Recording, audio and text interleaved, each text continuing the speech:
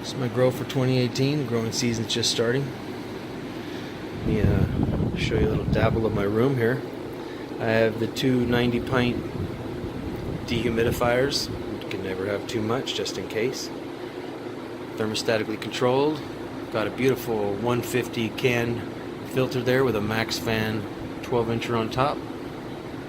Got two 32-inch max air oscillating fans on the wall that rotate one on and one off every about 15 minutes or so. We have in the lineup of the lights, we have four sun system LEC 630s, and we have two of the Ppfd DEs in the middle. But the highlight of these new beautiful lights and this new technology is the LightRail 3.5s on top. These LightRail 3.5s are moving these heavy lights beautifully.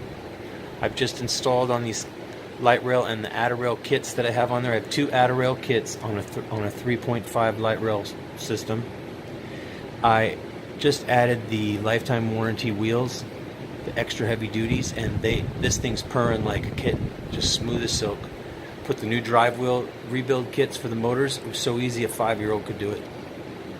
I was really amazed. Thank you very much, LightRail, for your great response. And thank you so much for checking this out.